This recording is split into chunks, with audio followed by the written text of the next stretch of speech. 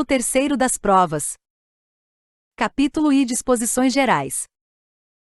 Artigo 369. As partes têm o direito de empregar todos os meios legais, bem como os moralmente legítimos, ainda que não especificados neste Código, para provar a verdade dos fatos em que se funda o pedido ou a defesa e influir eficazmente na convicção do juiz. Artigo 370. Caberá ao juiz, de ofício ou a requerimento da parte, determinar as provas necessárias ao julgamento do mérito. Parágrafo único. O juiz indeferirá, em decisão fundamentada, as diligências inúteis ou meramente protelatórias. Artigo 371. O juiz apreciará a prova constante dos autos, independentemente do sujeito que a tiver promovido, e indicará na decisão as razões da formação de seu convencimento, ou seja, fundamentar sua decisão. Observação: o que não está nos autos não existe, precisa constar dele. Artigo 372. Se prova emprestada e o juiz poderá admitir a utilização de prova produzida em outro processo, atribuindo-lhe o valor que considerar adequado, observado o contraditório. Artigo 373. O ônus da prova incumbe e ao autor, quanto ao fato constitutivo de seu direito. Segunda ao réu, quanto à existência de fato impeditivo, modificativo ou extintivo do direito do autor. Parágrafo 1º. Nos casos previstos em lei ou diante de peculiaridades da causa relacionadas à impossibilidade ou à excessiva dificuldade de cumprir o encargo nos termos do caput ou à maior facilidade de obtenção da prova do fato contrário, o juiz poderá atribuir o ônus da prova de modo diverso, desde que o faça por decisão fundamentada, caso em que deverá dar à parte a oportunidade de se desincumbir do ônus que lhe foi atribuído. Observação: o juiz pode mudar o ônus da prova, como por exemplo, no Código de Defesa do Consumidor, que permite a inversão do ônus da prova, sendo a empresa prestadora quem deve provar os fatos. O juiz mudando o ônus da prova, chama-se ônus da prova judicial. Parágrafo 2º. A decisão prevista no parágrafo 1º deste artigo não pode gerar situação em que a desincumbência do encargo pela parte seja impossível ou excessivamente difícil. Parágrafo 3º. A distribuição diversa do ônus da prova também pode ocorrer por convenção das partes, salvo quando e recair sobre direito indisponível da parte, segunda tornar excessivamente difícil a uma parte o exercício do direito. Parágrafo 4º. A convenção de que trata o parágrafo 3º pode ser celebrada antes ou durante o processo. Artigo 374. Não dependem de prova os fatos e notórios, segunda afirmados por uma parte e confessados pela parte contrária. Terceira admitidos no processo como incontroversos. Quarta em cujo favor milita presunção legal de existência ou de veracidade, quando a lei diz que determinado fato tem presunção de veracidade e legalidade. Artigo 375.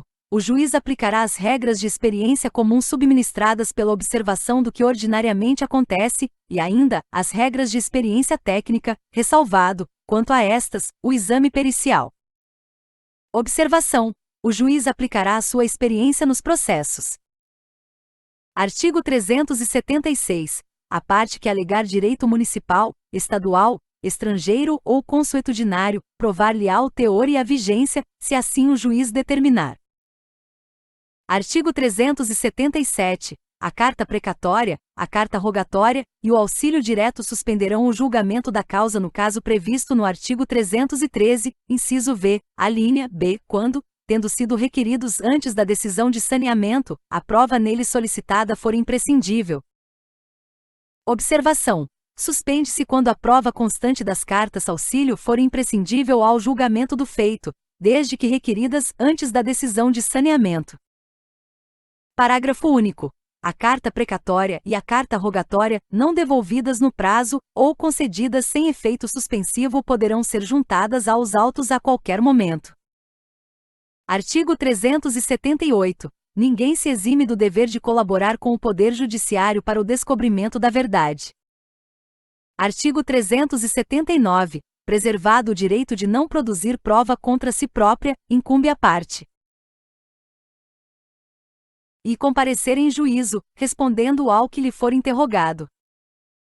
Segunda, colaborar com o juízo na realização de inspeção judicial que for considerada necessária.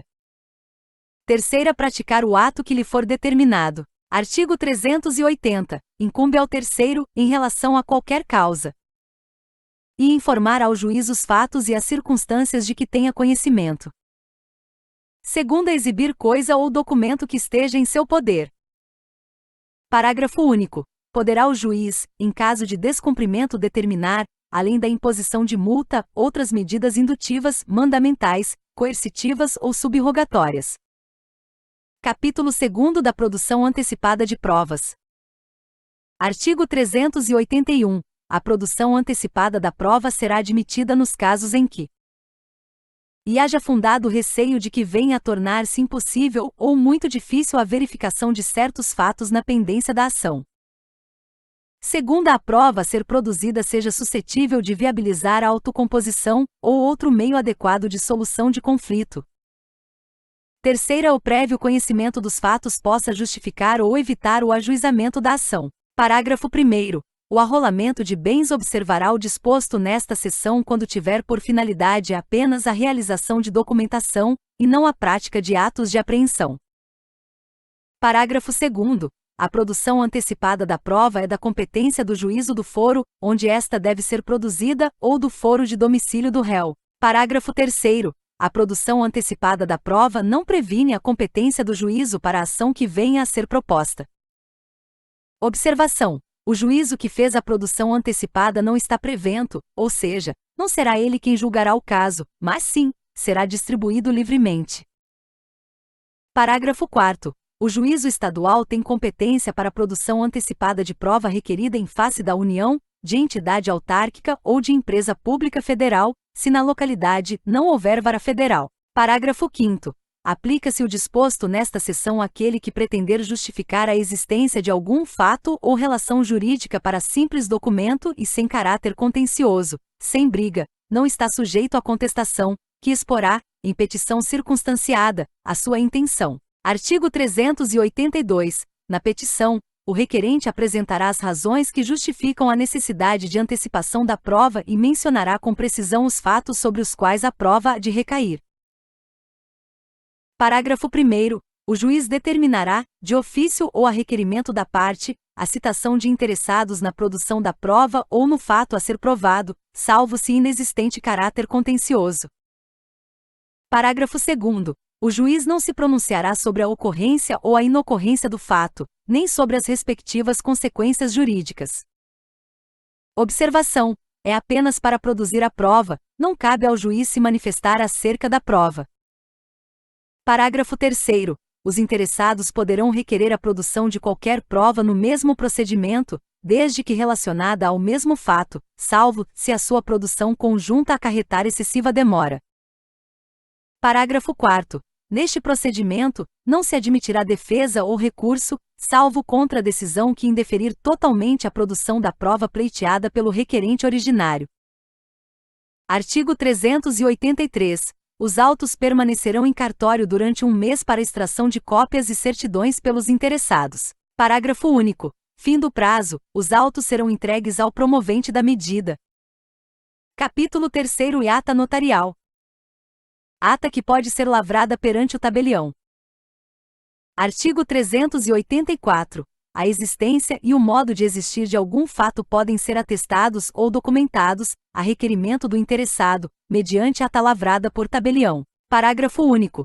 Dados representados por imagem ou som gravados em arquivos eletrônicos poderão constar da ata notarial. Capítulo 4º do depoimento pessoal. Artigo 385.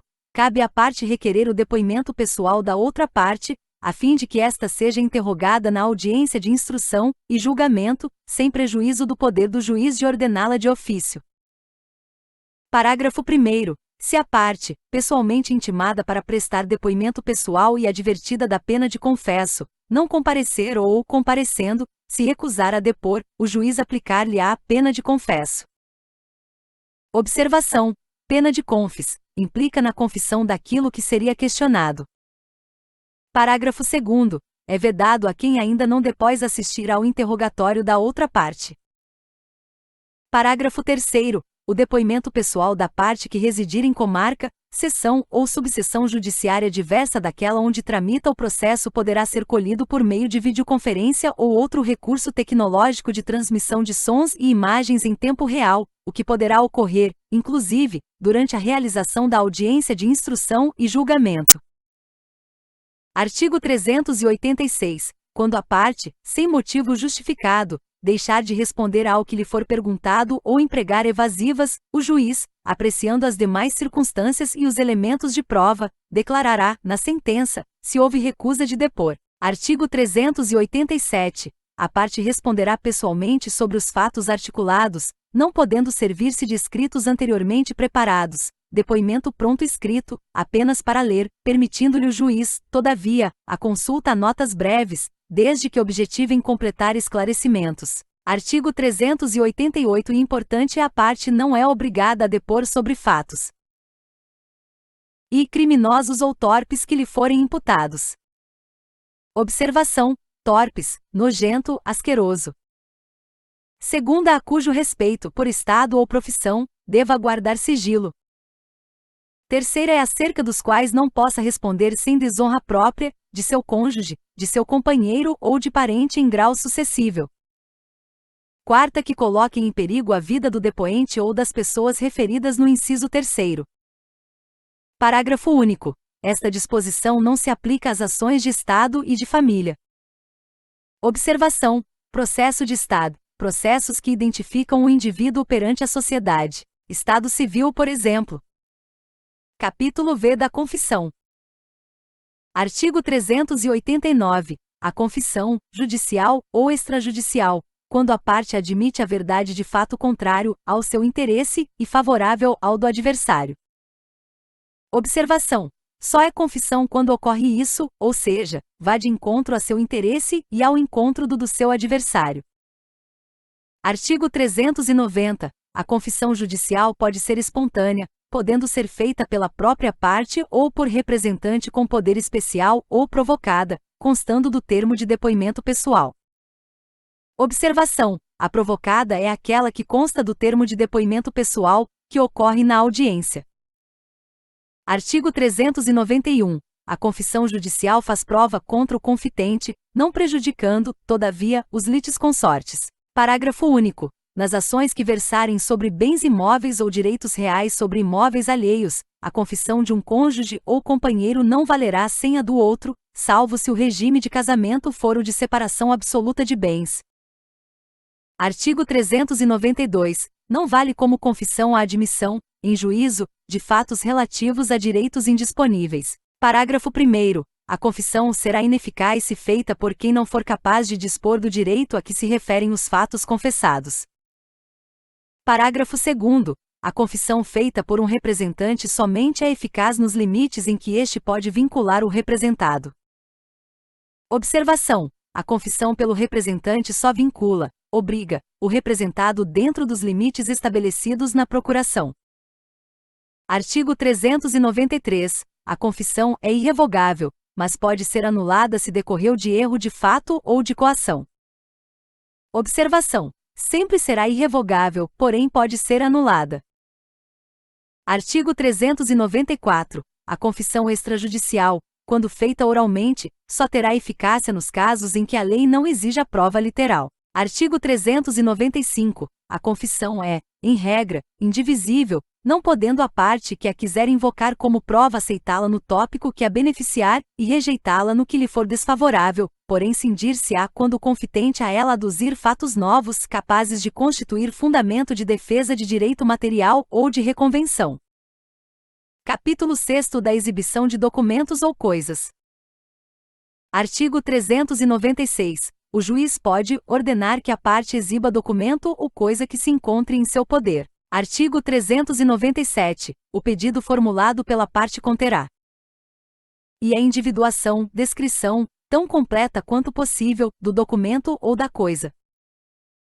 Segunda, a finalidade da prova, indicando os fatos que se relacionam com o documento ou com a coisa. Terceira, as circunstâncias em que se funda o requerente para afirmar que o documento ou a coisa existe e se acha em poder da parte contrária. Artigo 398.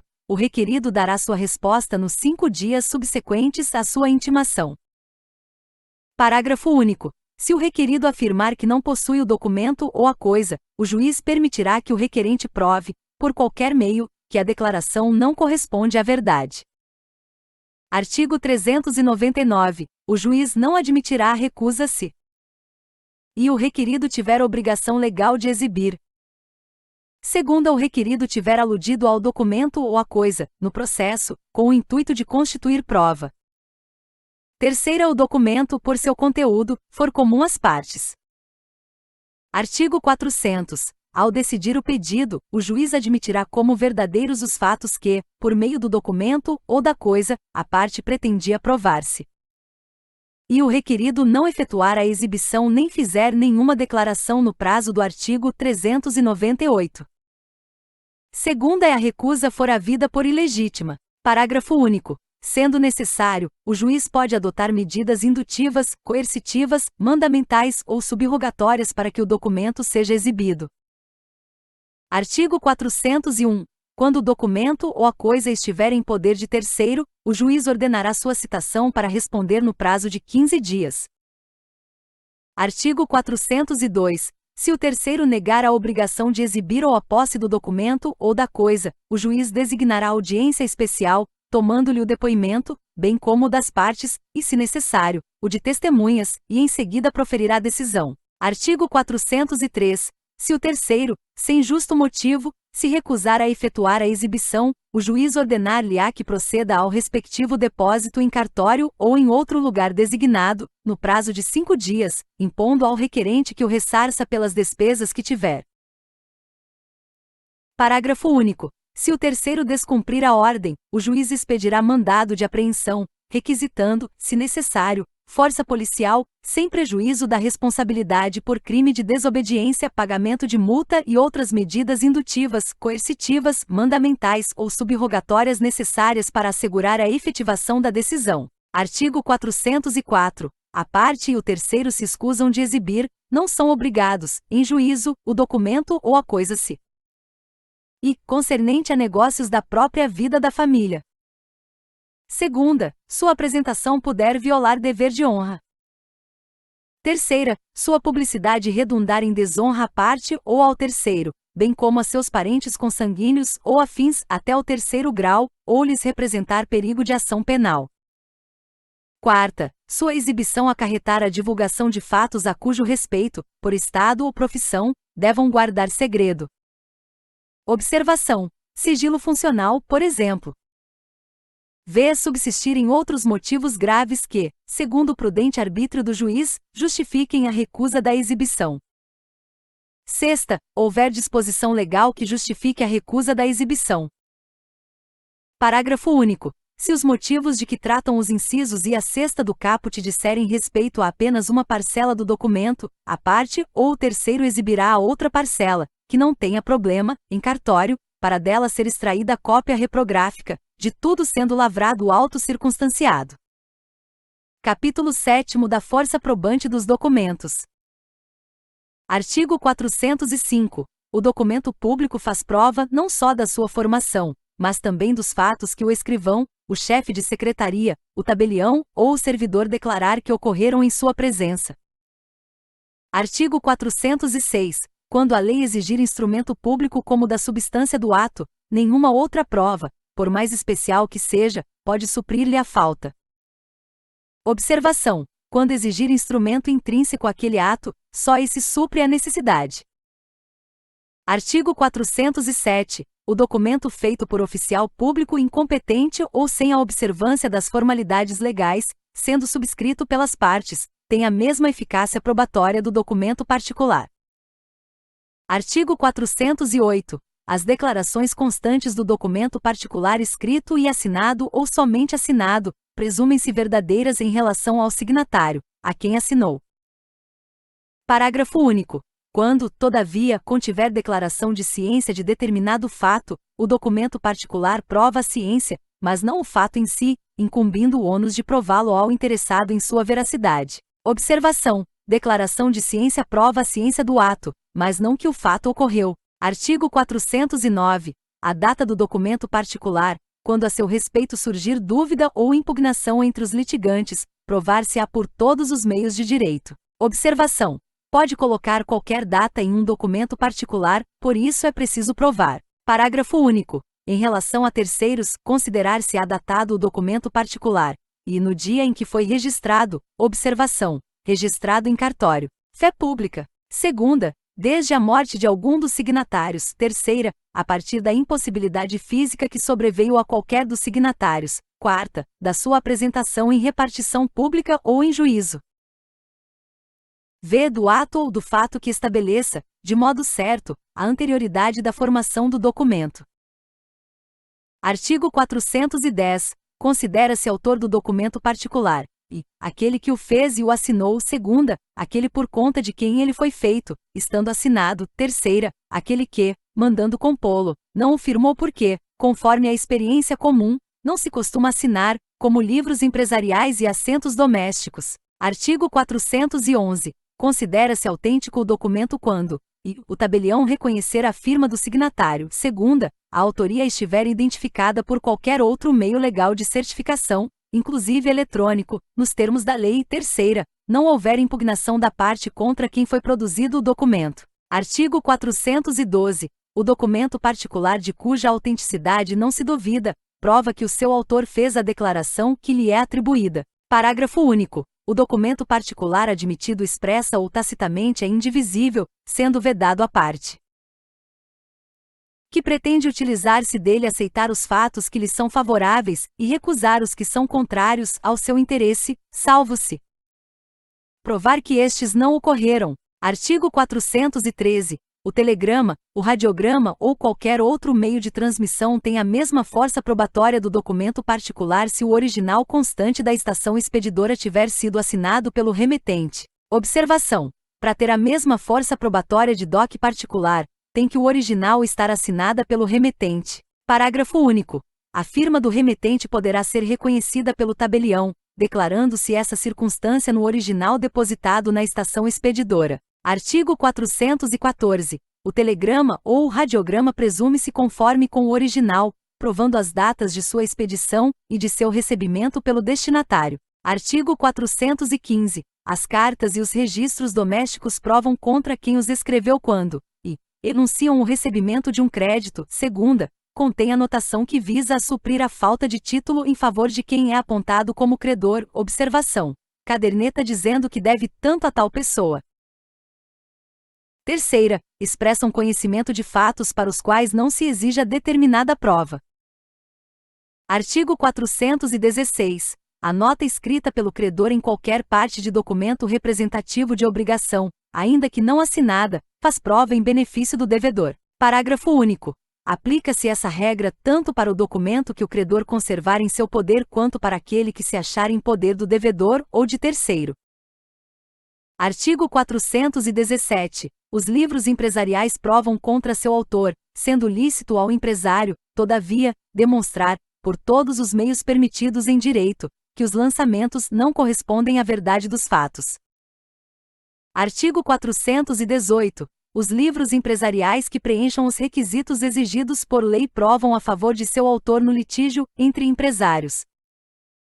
Artigo 419. A escrituração contábil é indivisível, e se dos fatos que resultam dos lançamentos, uns são favoráveis ao interesse de seu autor e outros lhe são contrários, ambos serão considerados em conjunto, como unidade.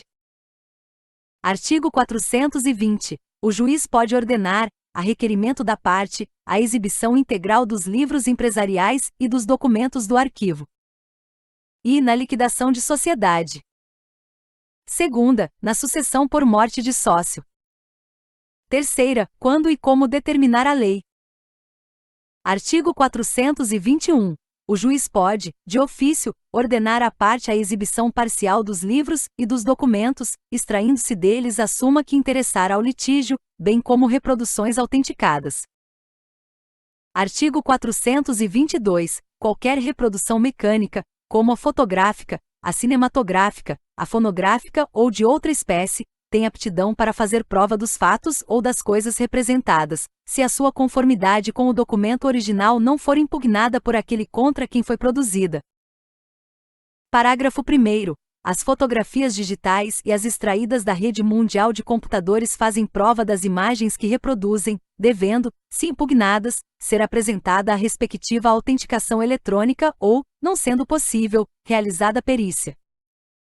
Parágrafo 2º. Se tratar de fotografia publicada em jornal ou revista, será exigido um exemplar original do periódico, caso impugnada a veracidade pela outra parte.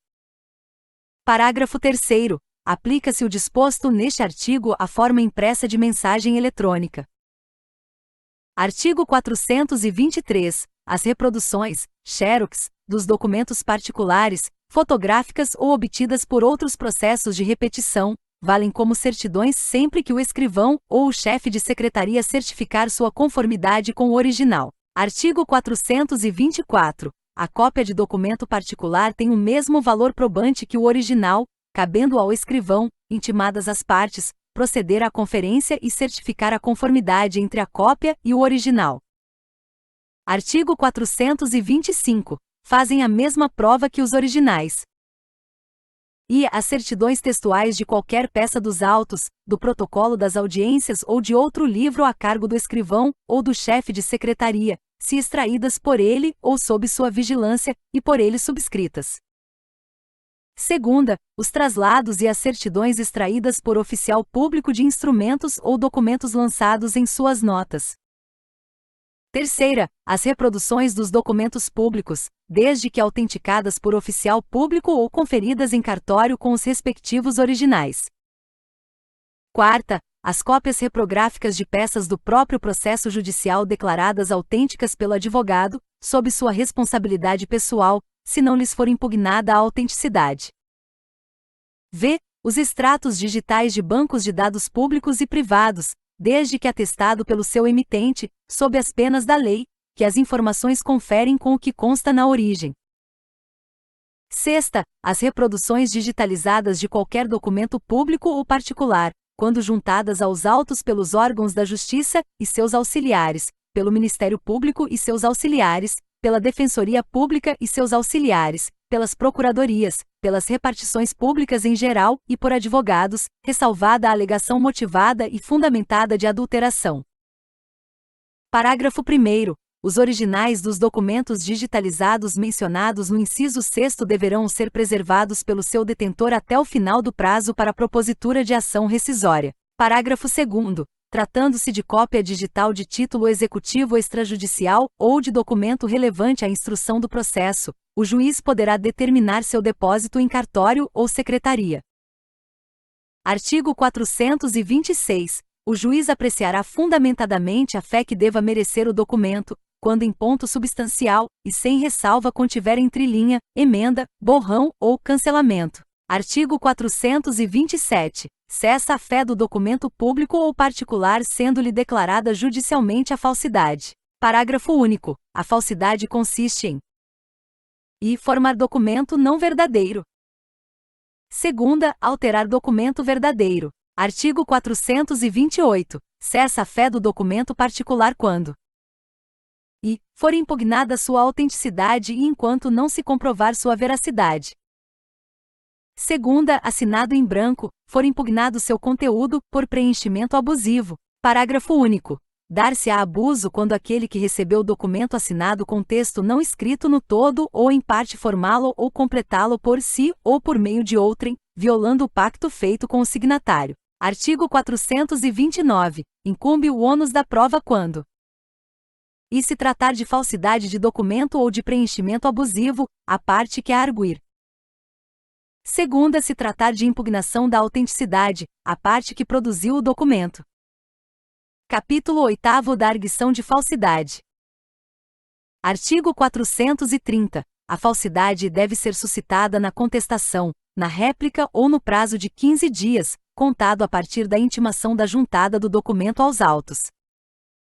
Parágrafo único. Uma vez arguida, a falsidade será resolvida como questão incidental, salvo se a parte requerer que o juiz a decida como questão principal, nos termos do inciso 2º do artigo 19. Artigo 19, inciso 2º. O interesse do autor pode limitar-se à declaração da autenticidade ou da falsidade de documento. Artigo 431. A parte arguirá a falsidade expondo os motivos em que funda a sua pretensão, e os meios com que provará o alegado. Artigo 432. Depois de ouvida a outra parte, no prazo de 15 dias, será realizado o exame pericial. Parágrafo único. Não se procederá ao exame pericial se a parte que produziu o documento concordar em retirá-lo. Artigo 433. A declaração sobre a falsidade do documento, quando suscitada como questão principal, constará da parte dispositiva da sentença e sobre ela incidirá a autoridade da coisa julgada. Observação: a declaração sobre a falsidade constará no dispositivo da sentença, o que será tido como coisa julgada. Capítulo 9. Produção de prova documental. Artigo 434. Incumbe à parte instruir a petição inicial ou a contestação com os documentos destinados a provar suas alegações. Parágrafo único. Quando o documento consistir em reprodução cinematográfica ou fonográfica, a parte deverá trazê-lo nos termos do caput, mas sua exposição será realizada em audiência, intimando-se previamente às partes. Artigo 435. É lícito às partes, em qualquer tempo, juntar aos autos documentos novos, quando destinados a fazer prova de fatos ocorridos depois dos articulados, ou para contrapô-los aos que foram produzidos nos autos. Parágrafo único. Admite-se também a juntada posterior de documentos formados após a petição inicial ou contestação, bem como dos que se tornaram conhecidos, acessíveis ou disponíveis após esses atos, cabendo à parte que os produzir comprovar o motivo que a impediu de juntá-los anteriormente e incumbindo ao juiz, em qualquer caso, avaliar a conduta da parte de acordo com o artigo 5º, boa-fé. Artigo 436. A parte, intimada a falar sobre documento constante dos autos, poderá e impugnar a admissibilidade da prova documental. Segunda, impugnar sua autenticidade. Terceira, suscitar sua falsidade, com ou sem deflagração do incidente de arguição de falsidade. Quarta, manifestar-se sobre seu conteúdo. Parágrafo único. Nas hipóteses dos incisos 2ª e 3ª, a impugnação deverá basear-se em argumentação específica, não se admitindo alegação genérica de falsidade. Artigo 437. O réu manifestar-se-á na contestação sobre os documentos anexados à inicial, e o autor manifestar-se-á na réplica sobre os documentos anexados à contestação. Parágrafo 1º. Sempre que uma das partes requerer a juntada de documento aos autos, o juiz ouvirá, a seu respeito, a outra parte, que disporá do prazo de 15 dias para adotar qualquer das posturas indicadas no artigo 436. Parágrafo 2º. Poderá o juiz, a requerimento da parte, dilatar o prazo para manifestação sobre a prova documental produzida, levando em consideração a quantidade e a complexidade da documentação.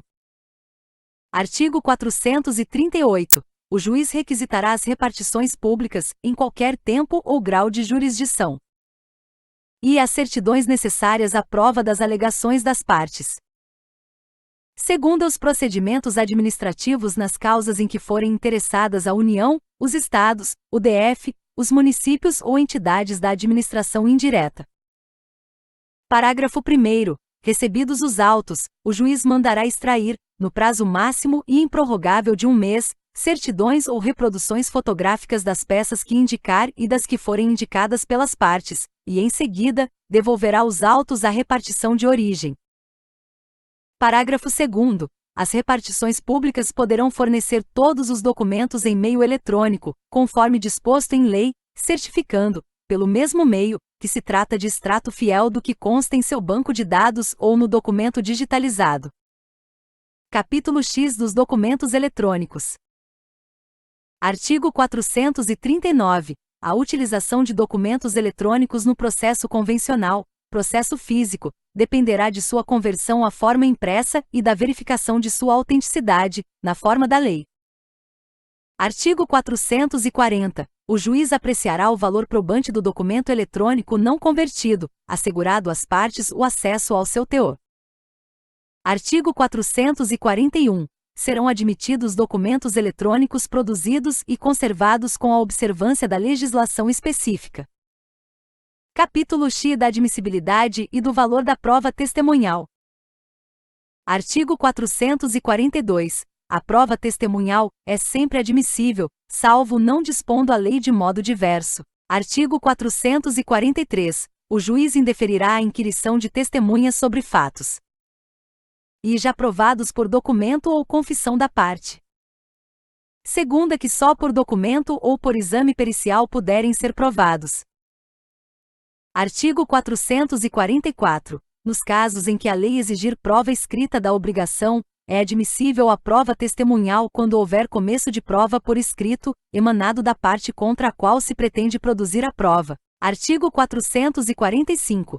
Também se admite a prova testemunhal quando o credor não pode ou não podia, moral ou materialmente, obter a prova escrita da obrigação, em casos como o de parentesco, de depósito necessário ou de hospedagem em hotel, ou em razão das práticas comerciais do local onde contraída a obrigação. Artigo 446. É lícito à parte provar com testemunhas. E nos contratos simulados, a divergência entre a vontade real e a vontade declarada. Observação: vontade declarada é aquela que consta do documento, já a vontade real é propriamente dita. Neste caso, só há como provar perante testemunha. Segunda, nos contratos em geral, os vícios de consentimento. Observação: assinou mediante erro ou coagido, etc. Artigo 447. Podem depor como testemunhas todas as pessoas, exceto incapazes, impedidas ou suspeitas. Parágrafo 1º. São incapazes. E o interdito por enfermidade ou deficiência mental.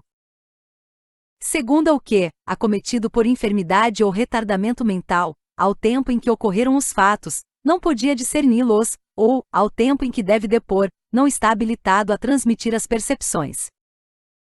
Terceira, o que tiver menos de 16 anos. Quarta, o cego e o surdo, quando a ciência do fato depender dos sentidos que lhes faltam. Parágrafo 2º. São impedidos. E o cônjuge, o companheiro, o ascendente e o descendente em qualquer grau, e o colateral, até o 3º grau, de alguma das partes, por consanguinidade ou afinidade, salvo se o exigir o interesse público ou, tratando-se de causa relativa ao estado da pessoa, não se puder obter de outro modo a prova que o juiz repute necessária ao julgamento do mérito. Segunda, o que é parte na causa, e terceira, o que intervém em nome de uma parte, como o tutor, o representante legal da pessoa jurídica, o juiz, o advogado, e outros que assistam ou tenham assistido às partes. Parágrafo 3 graus, são suspeitos. E o inimigo da parte ou o seu amigo íntimo. Segunda, o que tiver interesse no litígio. Parágrafo 4º. Sendo necessário, pode o juiz admitir o depoimento das testemunhas menores, impedidas ou suspeitas. Parágrafo 5º. Os depoimentos referidos no parágrafo 4º serão prestados independentemente de compromisso, e o juiz lhes atribuirá os valor que possam merecer. Observação: aqui são os chamados informantes, não lhes sendo obrigado firmar o compromisso com a verdade, e, consequentemente, não lhe sendo imputado o crime de falso testemunho. Artigo 448. A testemunha não é obrigada a depor sobre fatos e que lhe acarretem grave dano, bem como ao seu cônjuge ou companheiro, e aos seus parentes consanguíneos ou afins, em linha reta ou colateral, até o 3º grau. Segunda, a cujo respeito, por estado ou profissão, deva guardar sigilo.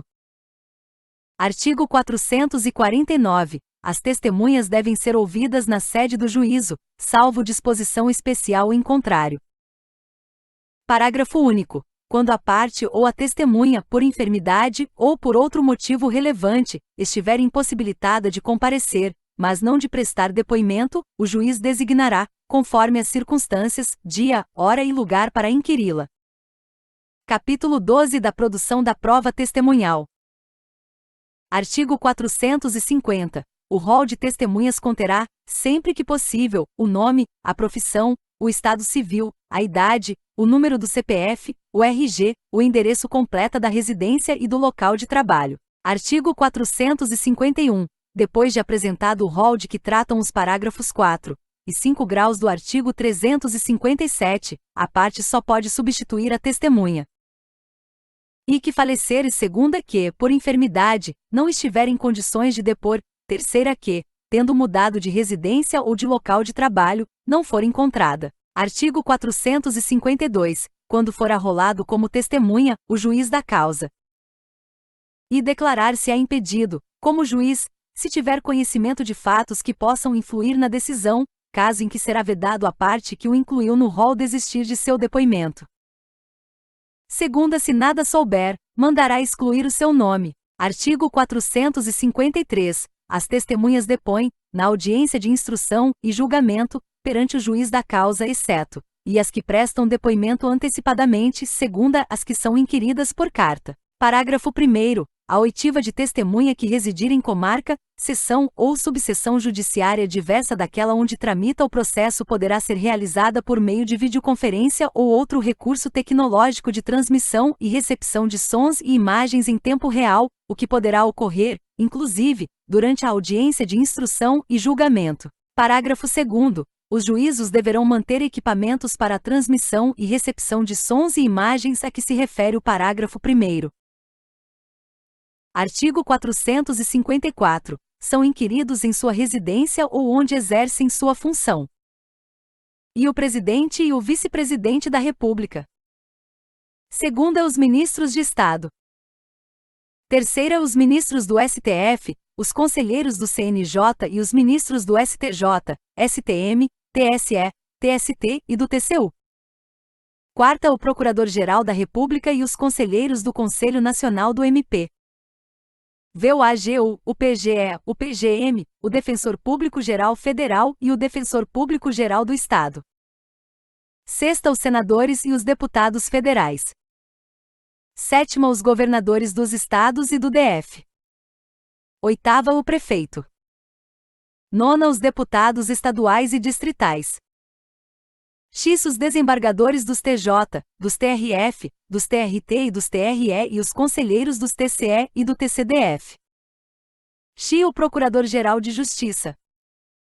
12, o embaixador de país que, por lei ou tratado, concede idêntica prerrogativa a agente diplomático do Brasil, princípio da reciprocidade.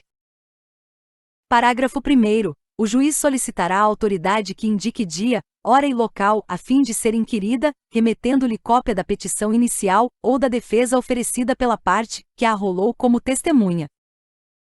Parágrafo 2º. Passado um mês sem manifestação da autoridade, o juiz designará dia, hora e local para o depoimento, preferencialmente na sede do juízo. Parágrafo 3º. O juiz também designará dia, hora e local para o depoimento, quando a autoridade não comparecer injustificadamente à sessão agendada para a colheita de seu testemunho no dia, hora e local, por ela mesma indicados. Artigo 455. Cabe ao advogado da parte informar ou intimar a testemunha por ele arrolada do dia, da hora e do local da audiência designada, dispensando-se a intimação do juízo. Parágrafo 1º. A intimação deverá ser realizada por carta com AR, cumprindo ao advogado juntar aos autos, com antecedência de pelo menos 3 dias da data da audiência, cópia da correspondência de intimação e do comprovante de recebimento. Parágrafo 2º. A parte pode comprometer-se a levar a testemunha à audiência, independentemente da intimação de que trata o parágrafo 1º, presumindo-se, caso a testemunha não compareça, que a parte desistiu de sua inquirição. Parágrafo 3º. A inércia na realização da intimação a que se refere o parágrafo 1º importa a desistência da inquirição da testemunha. Parágrafo 4º. A intimação será feita via judicial quando e for frustrada a intimação prevista no parágrafo 1º deste artigo. Segunda, sua necessidade for devidamente demonstrada pela parte ao juiz. Terceira, figurar no rol de testemunha servidor público ou militar, hipótese em que o juiz o requisitará ao chefe da repartição ou ao comando do corpo que servir. Quarta, a testemunha houver sido arrolada pelo MP ou pela Defensoria Pública. A testemunha for uma daquelas previstas no artigo 454. Parágrafo 5º. A testemunha que, intimada na forma do parágrafo 1º ou do parágrafo 4º, deixar de comparecer sem motivo justificado será conduzida e responderá pelas despesas do adiamento. Artigo 456. o juiz inquirirá as testemunhas separada e sucessivamente, primeiro as do autor e depois as do réu, e providenciará para que uma não ouça o depoimento das outras. Parágrafo único. O juiz poderá alterar a ordem estabelecida no caput se as partes concordarem. Artigo 457. Antes de depor, a testemunha será qualificada, declarará ou confirmará seus dados e informará se tem relação de parentesco com a parte ou interesse no objeto do processo. Parágrafo 1º. É lícito a parte contraditar a testemunha, arguindo-lhe a incapacidade, o impedimento ou a suspeição, bem como, caso a testemunha negue os fatos que lhe são imputados, provar a contradita com documentos ou com testemunhas, até 3, apresentadas no ato e inquiridas em separado. Parágrafo 2º. Sendo provados ou confessados os fatos a que se refere o parágrafo 1º, o juiz dispensará a testemunha ou lhe tomará o depoimento como informante. Parágrafo 3º. A testemunha pode requerer ao juiz que a escuse de depor, alegando os motivos previstos neste Código, decidindo o juiz de plano após ouvidas as partes. Artigo 458. Ao início da inquirição, a testemunha prestará o compromisso de dizer a verdade do que souber e lhe for perguntado. Parágrafo único. O juiz advertirá a testemunha que incorre em sanção penal quem faz afirmação falsa, cala ou oculta a verdade. Artigo 459. As perguntas serão formuladas pelas partes diretamente à testemunha, começando pela que a arrolou, não admitindo o juiz aquelas que puderem induzir a resposta, não tiverem relação com as questões de fato objeto da atividade probatória ou importarem repetição de outra já respondida.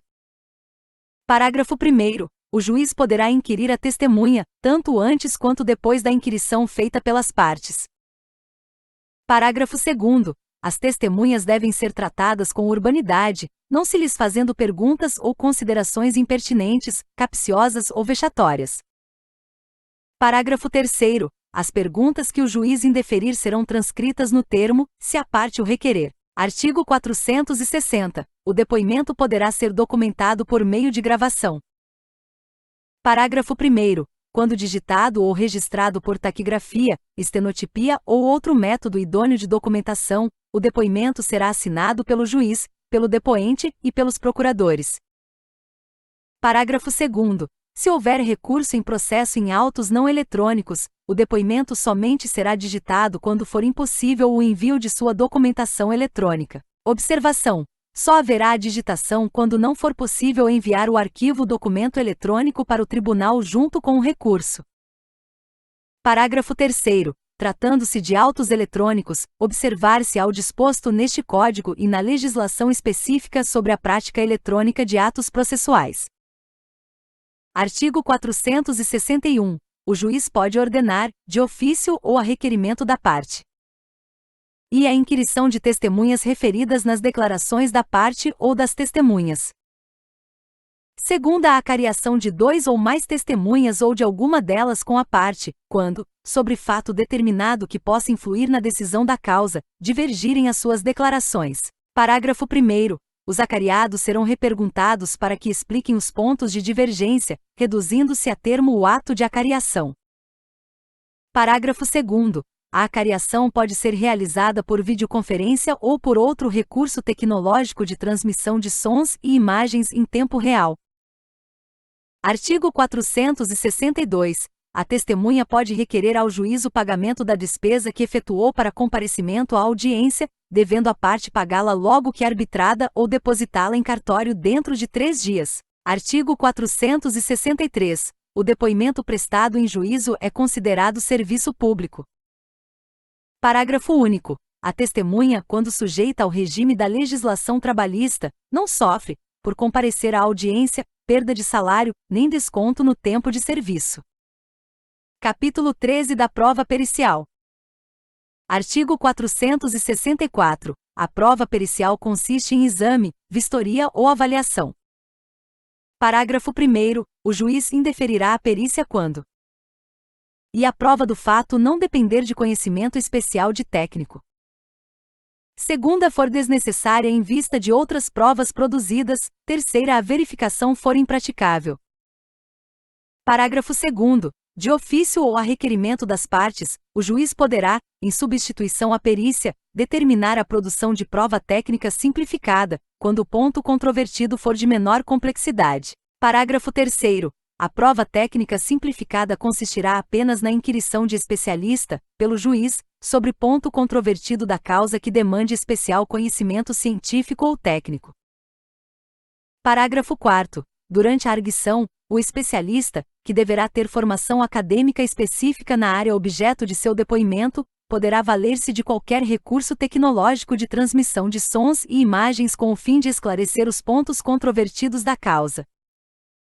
Artigo 465. O juiz nomeará perito especializado no objeto da perícia e fixará de imediato o prazo para a entrega do laudo.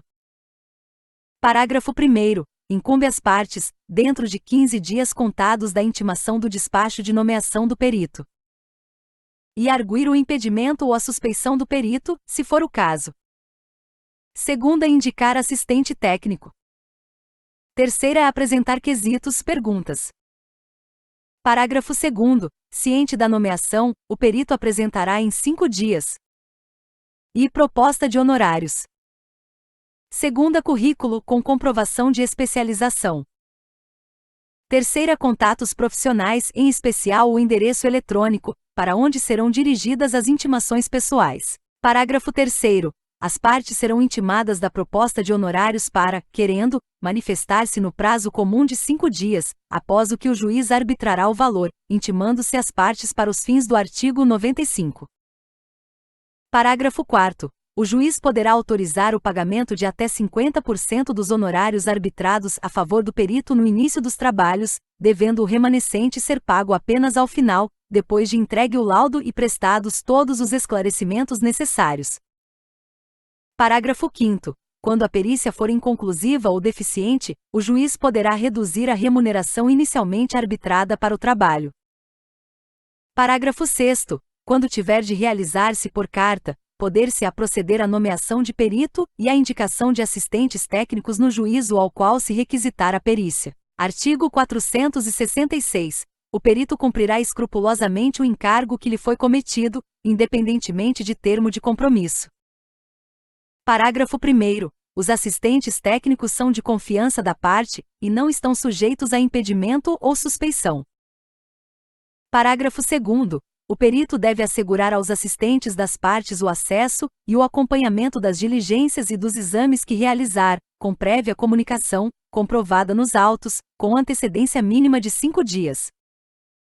Artigo 467. O perito pode escusar-se ou ser recusado por impedimento ou suspeição. Parágrafo único. O juiz, ao aceitar a escusa ou ao julgar procedente a impugnação, nomeará novo perito. Artigo 468. O perito pode ser substituído quando e faltar-lhe conhecimento técnico ou científico. Segunda, sem motivo legítimo, deixar de cumprir o encargo no prazo que lhe foi assinado. Parágrafo 1º.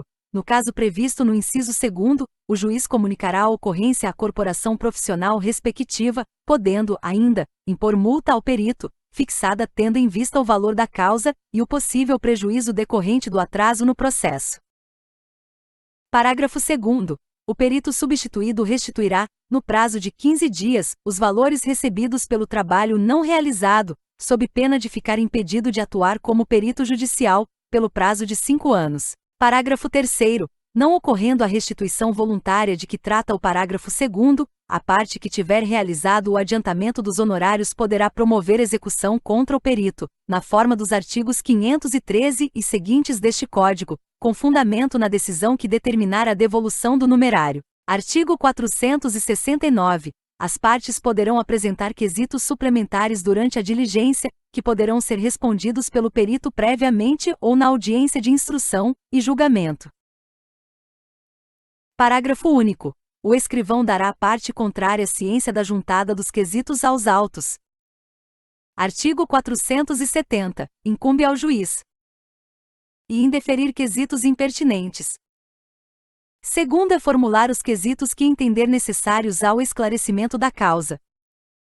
Artigo 471. As partes podem, de comum acordo, escolher o perito, indicando mediante requerimento, desde que e sejam plenamente capazes. Segunda, a causa possa ser resolvida por autocomposição. Parágrafo 1º. As partes, ao escolher o perito, já devem indicar os respectivos assistentes técnicos para acompanhar a realização da perícia, que se realizará em data e local, previamente anunciado. Parágrafo 2º. O perito e os assistentes técnicos devem entregar, respectivamente, laudo e pareceres em prazo fixado pelo juiz. Parágrafo 3º. A perícia consensual substitui, para todos os efeitos, a que seria realizada por perito nomeado pelo juiz. Artigo 472. O juiz poderá dispensar prova pericial quando as partes, na inicial e na contestação, apresentarem, sobre as questões de fato, pareceres técnicos ou documentos elucidativos que considerar suficientes. Artigo 473. O laudo pericial deverá conter a exposição do objeto da perícia.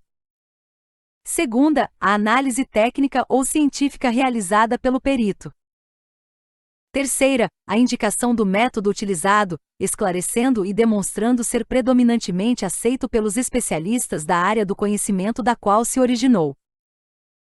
Quarta, resposta conclusiva a todos os quesitos apresentados pelo juiz, pelas partes e pelo órgão do Ministério Público. Parágrafo 1 graus. No laudo, o perito deve apresentar sua fundamentação em linguagem simples e com coerência lógica, indicando como alcançou suas conclusões. Parágrafo 2 graus. É vedado ao perito ultrapassar os limites de sua designação, bem como emitir opiniões pessoais que excedam o exame técnico ou científico do objeto da perícia. Parágrafo 3 graus. Para o desempenho de sua função, o perito e os assistentes técnicos podem valer-se de todos os meios necessários, ouvindo testemunhas, obtendo informações, solicitando documentos que estejam em poder da parte, de terceiros ou em repartições públicas, bem como instruir o laudo com planilhas, mapas, plantas, desenhos, fotografias ou outros elementos necessários ao esclarecimento do objeto da perícia.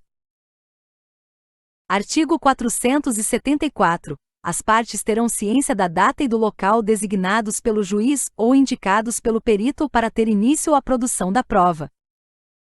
Artigo 475. Tratando-se de perícia complexa que abranja mais de uma área de conhecimento especializado, o juiz poderá nomear mais de um perito, e a parte, indicar mais de um assistente técnico.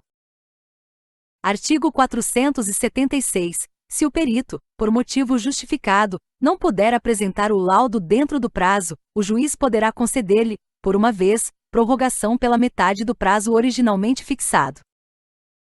Artigo 477. O perito protocolará o laudo em juízo, no prazo fixado pelo juiz, pelo menos 20 dias antes da audiência de instrução e julgamento. Parágrafo 1 graus. As partes serão intimadas para, querendo, manifestar-se sobre o laudo do perito do juízo no prazo comum de 15 dias, podendo o assistente técnico de cada uma das partes, em igual prazo, apresentar seu respectivo parecer. Parágrafo 2 graus. O perito do juízo tem o dever de, no prazo de 15 dias, esclarecer ponto sobre o qual exista divergência ou dúvida de qualquer das partes, do juiz ou do órgão do Ministério Público. Segunda, divergente apresentado no parecer do assistente técnico da parte.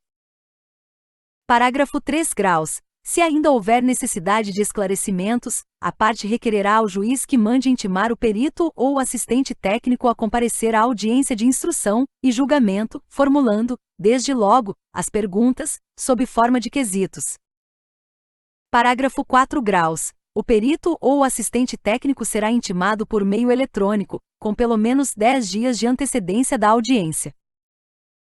Artigo 478. Quando o exame tiver por objeto a autenticidade ou a falsidade de documento ou for de natureza médico-legal, o perito será escolhido, de preferência, entre os técnicos dos estabelecimentos oficiais especializados, a cujos diretores o juiz autorizará a remessa dos autos, bem como do material sujeito a exame. Parágrafo 1 graus. Nas hipóteses de gratuidade de justiça, os órgãos e as repartições oficiais deverão cumprir a determinação judicial com preferência, no prazo estabelecido. Parágrafo 2 graus. A prorrogação do prazo referido no parágrafo 1º pode ser requerida motivadamente. Parágrafo 3 graus. Quando o exame tiver por objeto a autenticidade da letra e da firma, o perito poderá requisitar, para efeito de comparação, documentos existentes em repartições públicas e, na falta destes, poderá requerer ao juiz que a pessoa a quem se atribuir a autoria do documento lance em folha de papel, por cópia ou sob ditado, dizeres diferentes, para fins de comparação. Artigo 479. O juiz apreciará a prova pericial de acordo com o disposto no artigo 371, indicando na sentença os motivos que o levaram a considerar ou a deixar de considerar as conclusões do laudo, levando em conta o método utilizado pelo perito. Observação: o juiz não é obrigado a seguir rigorosamente as conclusões do laudo, mas deve fundamentar suas razões na sentença. Artigo 480. O juiz determinará, de ofício ou a requerimento da parte, a realização de nova perícia quando a matéria não estiver suficientemente esclarecida. Parágrafo 1 graus. A segunda perícia tem por objeto os mesmos fatos sobre os quais recaiu a primeira e destina-se a corrigir eventual omissão ou inexatidão dos resultados a que esta conduziu. Parágrafo 2 graus. A segunda perícia rege-se pelas disposições estabelecidas para a primeira. Parágrafo 3 graus. A segunda perícia não substitui a primeira, cabendo ao juiz apreciar o valor de uma e de outra. Capítulo 14 da Inspeção Judicial. Artigo 481. O juiz, de ofício ou a requerimento da parte, pode, em qualquer fase do processo, inspecionar pessoas ou coisas, a fim de se esclarecer sobre o fato que interesse a decisão da causa. Artigo 482. Ao realizar a inspeção, o juiz poderá ser assistido por um ou mais peritos. Artigo 483. O juiz irá ao local onde se encontre a pessoa ou a coisa quando e julgar necessário para melhor verificação ou interpretação dos fatos que deva observar.